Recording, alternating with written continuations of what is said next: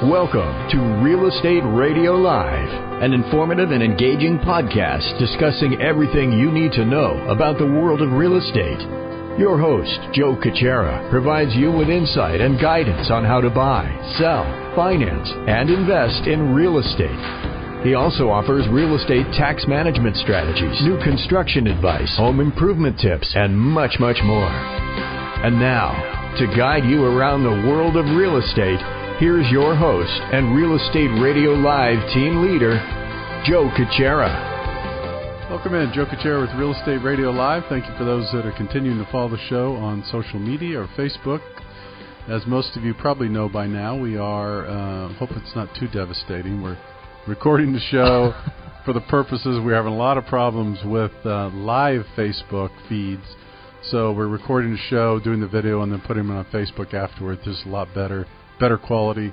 And hopefully too many of you people aren't missing us at exactly 3 o'clock or 3:30. I'm sure they're holding their breath. They're devastated. So we are working our way through 2020. Hard to believe. Here we are in late February already, working on the first quarter housing market here in Silicon Valley. Of course, in the United States, I'm not sure how much. We're going to talk a little bit about out-of-state investing today, but just kind of a quick summary, Mike, I want to talk a little bit again, remind people the market seems to be heating up here in the Silicon Valley, particularly in Santa Clara counties, maybe around the area. Yep. Are you seeing, you may know, there was somewhat low inventory. Are you seeing that tick up? Are you seeing more come onto the market now? A little bit. We have about 600 plus single family, another couple hundred condos, townhouses, so 800 to 900, ticking up a little bit, but still very low. Seeing multiple offer situations in many different parts. Happening a lot. Yeah, So I think last time, just to remind those, because this is a real critical time, both buyers and sellers, we both I think we agree that probably in the next, 60, 90, 120 days, we could see doubled inventory maybe from what we have today. That's my prediction, definitely. I think by June, July, we'll see closer to 1,800 to 2,000, and which will be good, and it'll even out the market and normalize it a little bit and get things back to normal. Right. Because we started this year really in kind of a hole. I mean, it was really low. I mean, almost close to 2018 numbers, which, as we've talked about, the peak of the market in the middle of that year. So we started out low again this year, and that's what kind of kicked things off, plus the rates, which you can talk about. So it's kind of been like a perfect storm again.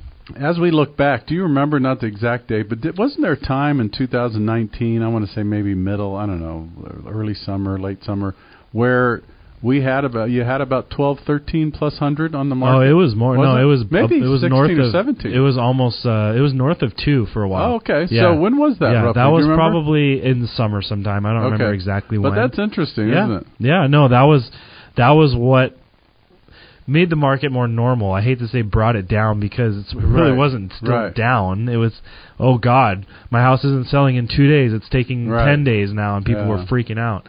So that was roughly the time. That's when we were telling buyers, get the hell out. Get out there and buy a damn house. And really into that kind of lasted into the holidays. Yeah, it did. It was kind of, and then really things dropped off a cliff during December, and then when we started January, it was like low. So do you think that part of that increase in inventory back then was people testing the market? Yeah, absolutely. Okay. And then what happened was people testing the market, and then they were overzealous about what the year prior was like, so then they were overpricing their houses, and then they were sitting, and then when properties were sitting, people were like, oh, the market's taking a dive, and so it was kind of like a combination of a lot of things. Okay.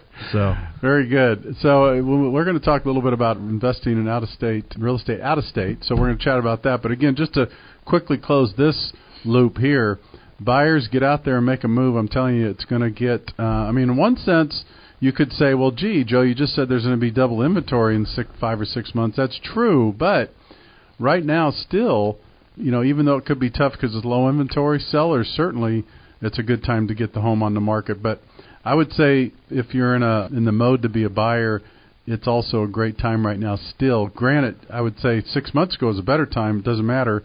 If you're in the market right now, do it now. Rates are near all-time lows, and there's still some options out there. Absolutely. So out-of-state investing, there's a lot of interest in this over the last several years. I remember when we did the live radio show, we see quite a few calls and emails specific about out-of-state. That was the most, as I think back, Mike, the most questions, comments I would get overall, absolutely, in general, was, what do you think? Should I invest here? Should I go outside? So we've talked about it before. We've had experts on before. We know about it. You and I have a pretty good idea about it. Yeah. Your family, you have people that are connected that have bought out of state. Yeah. I have too. Yeah.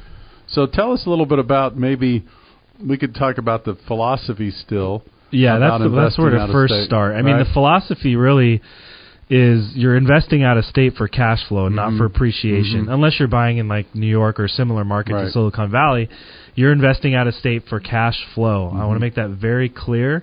You're not going to see double-digit appreciation like here and that. So that's rule number one. That's you got to get that off the table there. So cash flow is important. So my family has a background. We have properties in Nevada, Arizona, some Texas, and then most recently in Detroit, Michigan, which has been interesting because if you've never been to Detroit, it's like don't bother. I mean, there's some really interesting neighborhoods there, and you know the problem or what's happened to Detroit is lost like half of its population over the last decade or whatever, but it's coming back. There's a lot of development. Anyways, I'll focus on Detroit in a minute. But what we like to look at in these markets, and I don't think investing all of your assets and everything you own into out of state, it's definitely a diverse, in my opinion. Now there's some other people that might disagree, but it's a diversification play. So I think you got to own stuff kind of like your financial planning. You should have some stocks, and you should have life insurance and Roth or a SEP or 401k. I think with real estate, you should, if you can do it, have something local, have some stuff out of state, maybe own a triple net property or something commercial. I mean, I'm talking about like big picture. Like if you want to get to the perfect real estate storm, I don't think you should invest all your time and money in out of state, but I do think it's an important piece, especially if you're looking for cash flow. Right. And if you can acquire a good amount of properties, that can be your retirement income. Yeah. You know, and if you can, basically, a lot of people that buy out of state, if you can replace your salary by just buying out of state properties, then it's not a bad way of life. No, I mean, I've talked about this before. I've used this analogy before only because I've had several people on that have done this and have modeled it, and I kick myself to some extent. I honestly, you know, I just never did the total research and pulled the trigger. I should have, but I had a lot of people just basically, and I know it's, you know, easier said than done, but their goal was this kind of the same thing, like over the next several years, I'm going to buy 10 properties out of state, and over the next 10 or 15 years, each of these properties is going to net me about $1,000 to $1,200 a month when I either pay them down or pay them off. Right. So they had this plan, right? Yeah. And like you said, it's really the cash flow. So forget about buying a house for $150,000 in Texas and think it's going to be worth $300,000 in 5 years. No, it's not. So it's cash flow only. But if you think about that, as you just mentioned, replace your income. A lot of people did look at it. You know what? In 10 or 15 years, I'll be able to be netting $8,000 to $10,000, let's call it, from these properties ongoing. Yeah, and the beautiful thing about that too is once you own multiple properties out of state, it's not as devastating if you lose a tenant in one. That's like if you own one or two or three and you lose a tenant in one, or something happens where you don't get income from it for a while, that's a lot more hurtful than if you own 8, 10, 15 of them. And you lose a tenant in one, it takes some time to get back.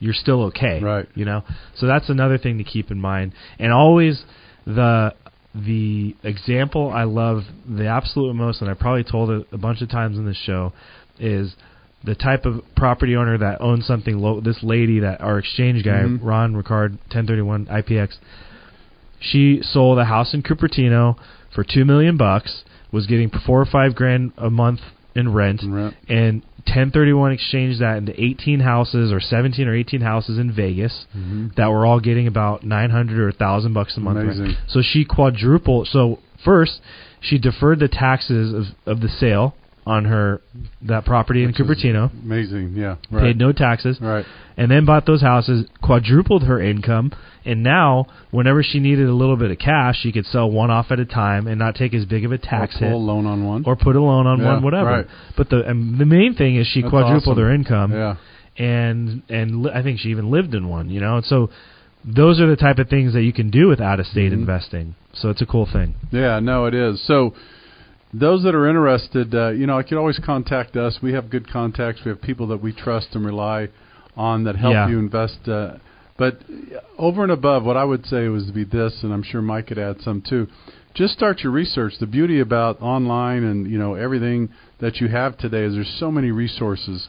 So do some research, look into some different projects, and then check with us, check with people that have invested out of state. It's just so smart if you can to get referrals. We're big fans of that. Someone that's already been there, done that, to give you the advice on it, that's very, very valuable. So what are some of the things to research? Yeah. So looking out of state, it's always important that you pick an area that's well diversified, maybe not reliant on one single industry, because if the industry goes under, with the exception of maybe military, and we talked about this before going on the show, it is very important to get referrals around the country of investment groups or people that have been doing it or referred to, because you can really get screwed, on people that helps you fix up properties, property managers, all that. You got to really go in with the right team, and Joe and I have those contacts.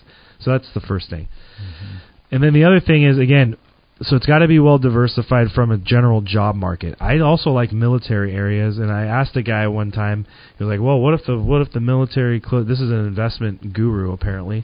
So what if the military base closes up? I'm like, where the hell have you ever heard of military base closing up, other than maybe you said like California, where land's expensive, but across the country, you don't hear of that barely ever. So I like that. I like areas areas of at least about 1 million in population or more. I think are very good.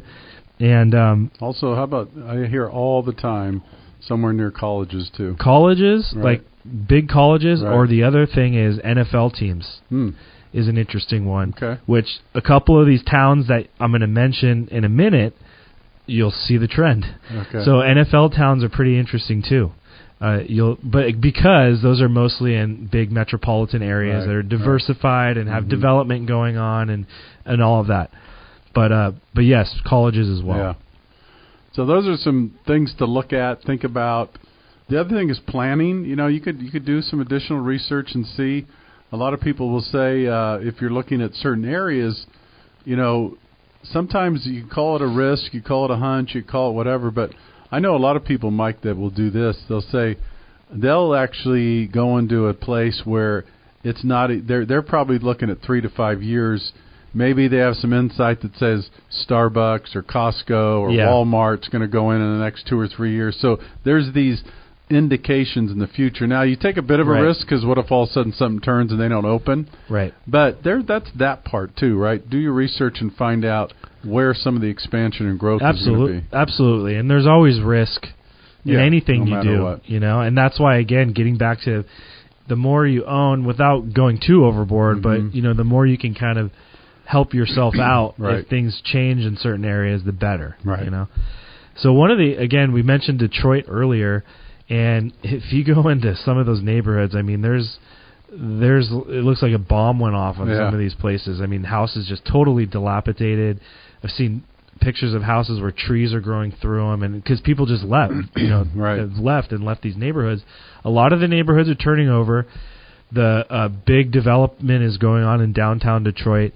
The amazing thing, and people that are listening to this that live in Silicon Valley, this is probably going to shock you, but you can pick up houses in Detroit for 15, 20, 25 grand and fix them up for 5, 10, 15 grand. And the average returns, now they're getting less and less as more people buy over there, but you're looking at 12, 15, sometimes even 20% return on your investment. Wow. In Detroit. So hypothetically, let's just say you may or may not know, you buy a house for 20, 25 grand, maybe you need to put another 5, 6 into it. Yeah. So maybe you're into it 30, 35. Yeah. What might that rent for? I know there's a range, right? Probably $700-800. Okay. So you're looking at, so let's just go low end, 700 times 12 is $8,400 divided by we said almost 30,000 investment. Right. So that's 28%. It's a little bit high, but I'm saying it could happen. Type of stuff happens over there.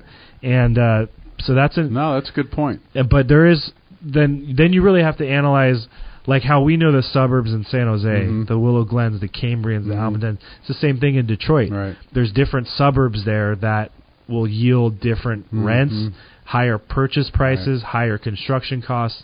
So it just depends on what your goals are. Right. And the other thing too, is that you have to make a decision whether, I'll give you an example. Some people like, you know what?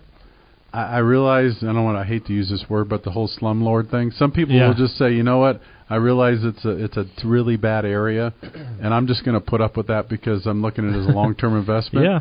And other people are like, I don't want anything to do with that. Yeah. Right? No, it's true. So it just depends. It depends. And then again, if you have a property manager, you're not dealing with any of that. That's true. Really. Yeah. So Detroit's good. Again, the Detroit Lions, NFL team, but a lot of development down there, and it's an interesting play. Pure cash flow.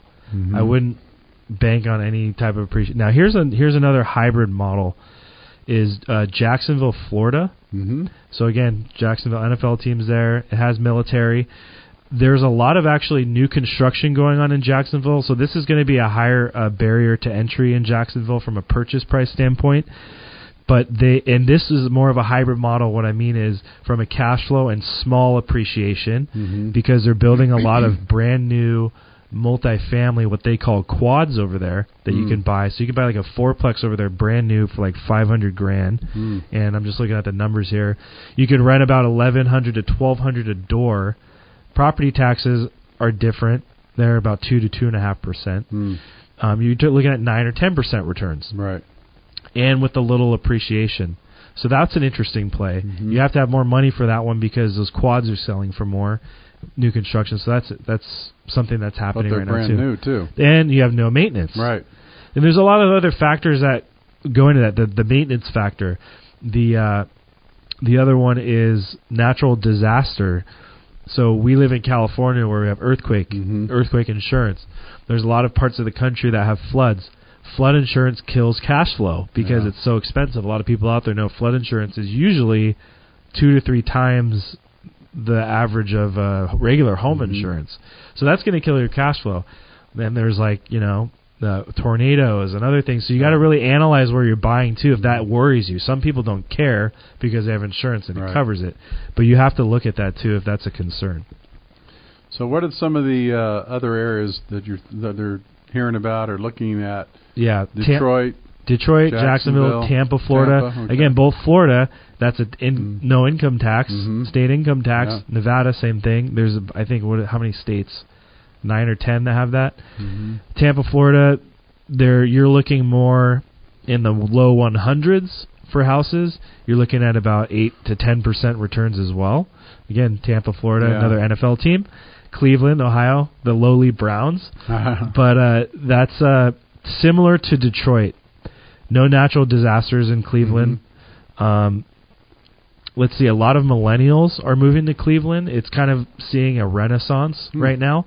And again, it's similar to Detroit in the sense of the purchase prices and what you have to do to the properties and what type of returns you're getting. So Cleveland's a new one that I just learned about that I'm sharing here with you lovely people today.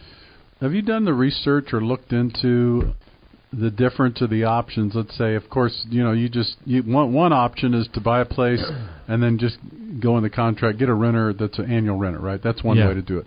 The other way to do it, sometimes if you're in a vacation kind of city, do you opt for just pure kind of Airbnb play? Is that more risky? Have you heard anybody that are looking at those different models? I think that's really risky out of area. Yeah. Really out of area in the sense of like if we bought something in Florida, it's a lot of work Airbnb, too, it is. Manage it every week, change out and all that. Yeah, I think it makes more sense like if you and I bought a place in Santa Cruz, for example, because it's more manageable. You can, I think it's really a risky play and like way across the country. If we bought one of those places for $60 million on 17 miles. Yeah, exactly. No problem. I'll write a check after the show, Joe. Airbnb. Yeah. So Airbnb, but the thing about Airbnb is that you get more money per night or whatever, and so Airbnb is an interesting play. Yeah, but that would be, again, it just depends. I agree with you. If it's a pure vacation, spot, maybe you could argue. And again, these are types of things we talk about, not that you do them, but when you go into an investment like this, you want to look at all options. I mean, in general, typically you want to, I mean, the steady rent, if you have someone that has an annual agreement and they're renting, that's typically going to be less maintenance, less problems, all those kinds of things.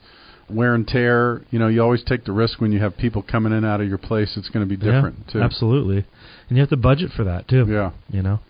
So out of state, what are some of the other things to think about? Obviously, locations. Have you heard of any other? I mean, Texas always seems Texas always comes up. Depending where in Texas, right? Yeah, it does. And if we haven't brought Texas up until now, right? Because that was the hot number. It's been talking about for 10 years. But the problem is, everyone's moved to Texas. Yeah, right. Tech has moved to Texas. Right.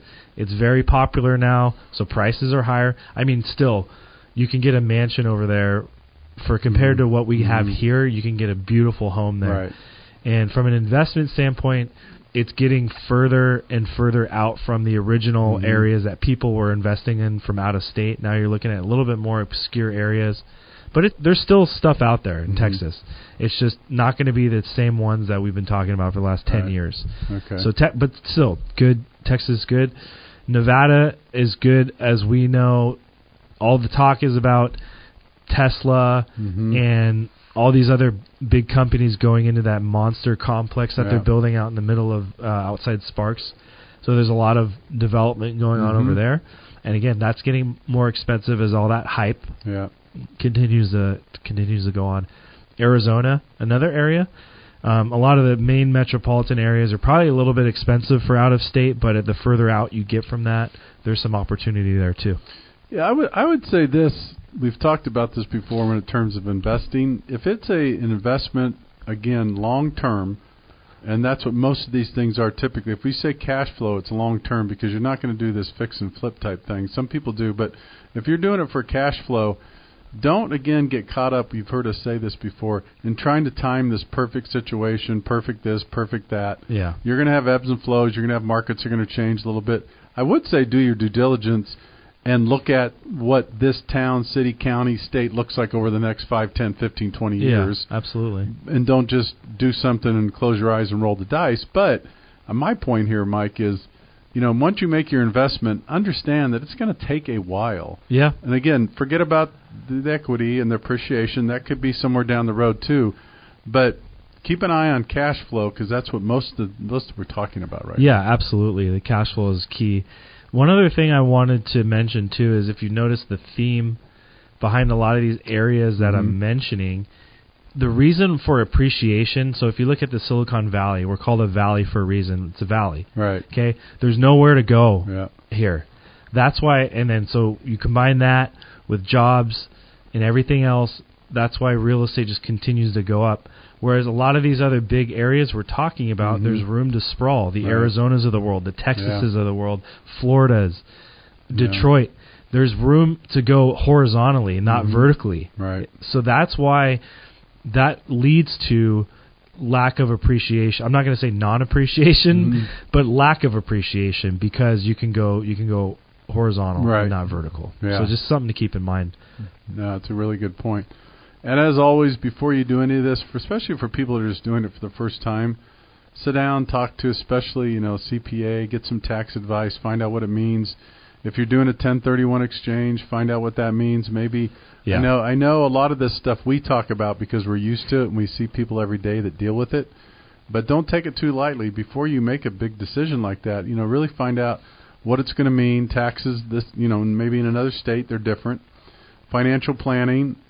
Talk to a financial planner if your plan is in one area you're thinking about, well, hey, I want to do this in the next 10 years, but then your financial planning is maybe 20 years down the road. My point is, holistically, take a look at all the things you need to do before you make a big decision like this. Absolutely. For sure. And, I can tell you from a financing perspective, which still is unbelievable, but you could put as little as 20% down on investment properties. I mean, so the rule of thumb is 25% if you want to get the best rate in terms. Yeah. But some people, if it's again, trying to leverage as much as you can, or maybe you want to limit the down payment temporarily, or whatever you want to do. But the good news is especially for these homes that are 150, 200 grand, 300 grand, you could put as little as 20% down on an investment property. Yeah.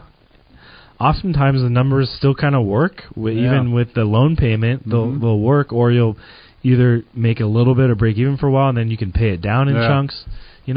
Is there any loan minimums? Because as we're talking about, funny you say that. A lot of banks won't. That's funny you say that. A lot of banks, when I say banks, like major lenders, sometimes you're better off going to the community bank. That you bring up a good point, because some people say, "Hey, I got these 5 houses. I want $50,000 loan on each of them." Yeah, and a lot of major banks, they'll say, Wells, Chase, B of A, and all them, they won't do it. They won't do it. Yeah. So, but what you do find is a lot of the community banks, right, local banks, because they want that business right, as well. And here's something too. It sounds kind of funny, Mike, but talk about creative, right? So if you have relatives in different states or people that live there, lean on them and pick their brains about what's going on in the community. Absolutely. Remember, they live there. And I'll take it a step further. I know someone that just did that. I said, "What a genius, man!" This one guy says, I got a cousin or a nephew or something in a certain state, and so what they did, they were very familiar. And so they bought a 4-plex. Yeah. Right? FHA, because the nephew is going to be owner-occupied. Oh, there you go. But he invested, with him. Yeah. And I thought, what a smart thing to do if you know someone in another state. Yeah. So now they get FHA owner-occupied pricing on a 4-plex. Little down payment. The nephew lives in there, rents out the other 3 units. That's great. Yeah. That's a great idea. I love that. That's cool. These are the kinds of things, right, you think about. Yeah. So if you know people in other states and you're thinking about investing, that's just something to think about. Absolutely. And again, I go back, I just love the Cupertino example. I know, that is so I just love it because it just is no-brainer. I mean... Yeah, just do the math, really. Just take it, as Mike said, $1 million home, you sell... in general, let's just say you had $1 million out on your 1031 and you go buy 10 $100,000 homes. Yeah. Right? Instead of the $4,000 to $5,000 rent you're getting here. Yeah. And you have to run these numbers, right? And so one theory is pay cash for all 10, right? You have no or loans, leverage it and buy. Or leverage it. Yeah. And buy 20 of them. Right, at 50% loan to value. I mean, absolutely. There's something to be said about No, there that. is. I love that too. Yeah. And that's a good point. And I know people, it sounds funny, but it is true in this business. I mean, use someone else's money to make money. Yeah. Seriously. It's always a good thing. Especially if it's an appreciating asset. Yeah, absolutely. So, all kinds of different ways to do this. Anything else before we wrap up? I think that's enough. Probably people's heads going to explode after that information. But real estate and lending is pretty much the same throughout the United States. Yeah, I would say so. And again, it's pretty much the same story from Joe and I, as you've heard us put together the right team of people. Right. You can get really screwed out of state. You really can. And so get referrals, do your investigation, interview people, and test out people too. Yeah. Don't just commit to someone for 20 houses right off the bat. Test them. That's do one, do two. Okay, these guys are performing. Do another couple more. Okay, they've still performed or they've dropped off. Mm-hmm. So that's kind of what we did, is like you test people a little bit. Right. So that's important too. Very good. All right, for any more information, you know how to reach us, reradiolive.com or joe at reradiolive.com, or you can always reach out, text, call 408-838-9060. Mike, how to reach you can... MikeDSellsOutOfState.com. No, I'm just kidding. MikeDSells.com or 408. Mike D sells anything. Yeah, 408-630-0101. Not drugs, though. Thanks. All right. Thanks again for tuning in. Take care. Have a great afternoon. You've been listening to Real Estate Radio Live. For more information on today's program, visit RERadiolive.com. That's RERadiolive.com. Subscribe to our podcast. Discover more at RERadiolive.com.